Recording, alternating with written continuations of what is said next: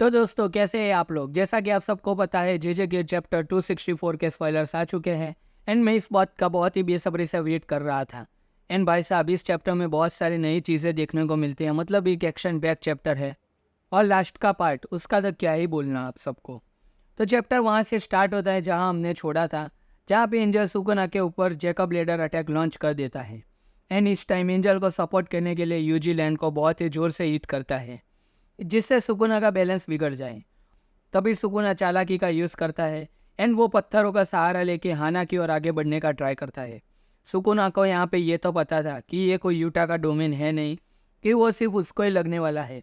लेकिन एक चीज़ थी वहाँ पे, अभी भी यूटा जो कि गोजो की बॉडी में था, अगर उसको ये हीट हुआ तो क्या। इस चीज़ का हमें यहाँ पे कुछ दिखाया नहीं इस चैप्टर में। लेट्स सी आगे देखते हैं आने वाले चैप्टरों में इसके बारे में हमें क्या पता चलता है। सुगुना यहाँ पे सोचता है कि ये लगेगा तो मुझे टोडो इटाडोरी सबको लगने वाला है। एंड वो अटैक लगे उससे पहले हाना तक पहुँचना चाहता था। हाना एंजल को वार्न भी करता है कि यहाँ से जल्द निकल जाओ, लेकिन अब तक बहुत देर हो गई थी एंड सुकुना यहाँ पे पहुँच गया था।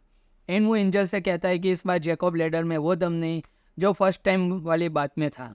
इसका रीज़न ये भी हो सकता है कि सुकुना ने हाना के हाथ काट दिए थे एंड शोको के मुताबिक वो लड़ने के काबिल भी नहीं है अब तक वो ठीक से हिल भी नहीं हो पाई सुकुना के अटैक की वजह से।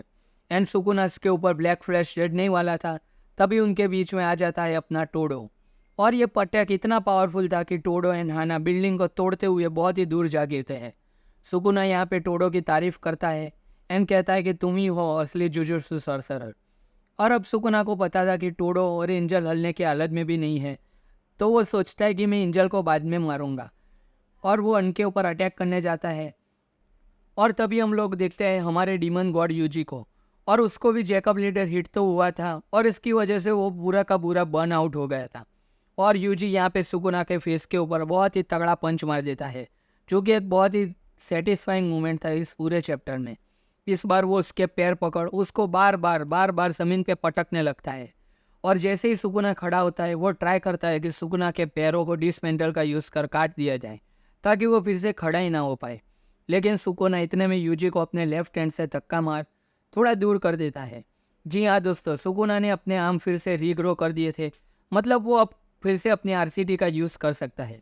नेरेटर यहाँ पे एक्सप्लेनेशन देता है कि सुकुना ने लगातार 2 ब्लैक फ्लैशेस मारे थे, इस चैप्टर में और एक प्रीवियस चैप्टर में। इसकी वजह से उसने रीगेन कर लिया है अपनी रिवर्स कर्स टेक्निक। और अब बारी थी सुकुना की यूजी को सबक सिखाने की। वो यूजी को लात घूसे सब मार रहा था, उसके दोनों हाथ पकड़ उसके ऊपर अपनी नी से भी अटैक कर रहा था। लेकिन फिर भी अपना यूजी हार नहीं मानता, वो फिर से खड़ा हो उठता है सुकुना से फाइट के लिए। और सुकुना उसे कुत्तों की तरह पीटे ही जा रहा था। और हमें यहाँ पे एक छोटा सा फ्लैशबैक दिखाया जाता है कि जब गोजो वर्सेस जोगो की फाइट हुई थी, जहाँ पे गोजो इटाडोरी को एक्सप्लेन करता है डोमेन के बारे में। वो कहता है कि डोमेन एक्सपेंशन के लिए बहुत सारी कर्स एनर्जी तो चाहिए, लेकिन इसके बहुत सारे फ़ायदे भी हैं। सबसे पहला तुम्हें अपना एनवायरनमेंट मिलता है। अगर अपना मनपसंद एनवायरनमेंट हुआ तो वहाँ पे तुम सब कुछ कंट्रोल कर सकते हो और तुम इजीली अपोनेंट को ओवर पावर कर सकते हो। और सेकंड है, डोमेन के अंदर तुम्हारा कोई भी अटैक किया होगा वो सामने वाले को हिट होगा ही होगा, ये उसकी गारंटी है। और इस मूवमेंट के बाद इस चैप्टर का सबसे बढ़िया मूवमेंट आता है जब यूजी कहता है डोमेन एक्सपांसन। और सुकुना तुरंत ही पहुंच जाता है एक रेलवे स्टेशन पे, और अब वो इटाडोरी की बॉडी में था, ना कि मेगुमी में। और तभी वहाँ पे अपना यूजी आ जाता है और सुकुना से आके कहता है लेट्स गो सुकुना। बस दोस्तों यही था पूरा चैप्टर। अब आगे के चैप्टर में क्या होगा हमें ये नेक्स्ट वीक पता चलेगा, क्योंकि जुजुत्सु काइसेन अब नेक्स्ट वीक भी आने वाला है।